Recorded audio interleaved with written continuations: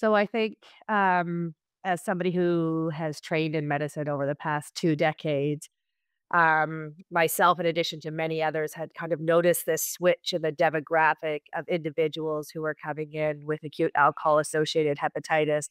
Whereas historically, this typically occurred in kind of middle-aged males, we started to notice that we were seeing more and more younger individuals, and specifically younger females who were suffering from this condition, which really kind of led to us wondering, is this just something that we're seeing, or is this actually a real phenomenon? And so that's what kind of led us to look into it a bit further.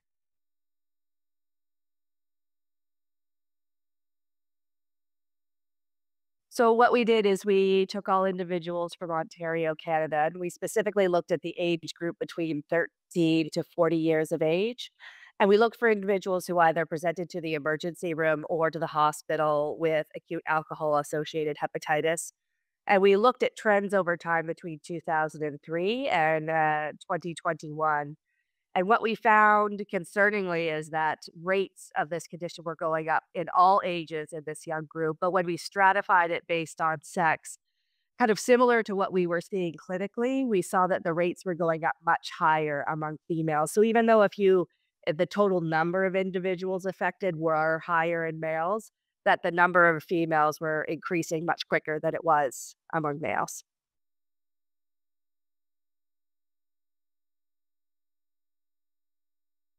So I think the treatment of underlying alcohol-associated liver disease is really something that's a multidisciplinary approach, because the majority of individuals who have underlying alcohol-associated hepatitis also have underlying alcohol use disorder.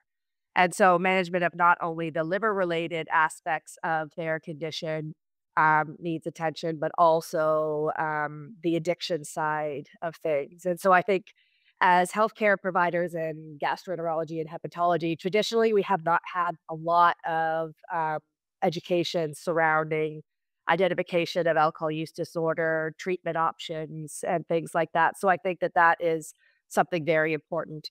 The other important thing related to the sex difference is maybe we need to approach this differently in males and females. Things are going up much more rapidly among females. We're trying to understand why that is. And even though we know from a biological perspective, females are at higher risk of alcohol associated liver disease compared to men for multiple different reasons, are there opportunities for us to intervene on this condition with a sex based approach? And really being cognizant that when we are putting together studies or clinical trials, that we need to have representation from both sexes so we can really understand which people are really benefiting from this treatment and who aren't, and who maybe we need to take a different approach.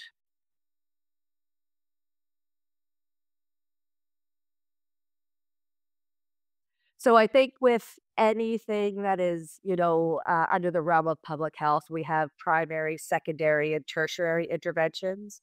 So from a primary intervention lens, when we're looking at public education as well as governmental alcohol policies, there's still a lot of work that needs to be done in that regard. And Canada is not as advanced as some other countries in the world, such as the United Kingdom. From a secondary preventative approach, that's trying to identify individuals who are having high risk alcohol use before they develop disease. And how can we identify these individuals early, and how can we help them to prevent them from developing liver related complications? And then from a tertiary prevention, once somebody has already developed significant liver disease from alcohol, what sort of things do we need to consider when we're approaching these individuals, especially as it relates to liver transplantation? Because we already know that females are at a disadvantage at baseline. And what sort of efforts can we put in from the transplant community to try and allow better access to transplant for females?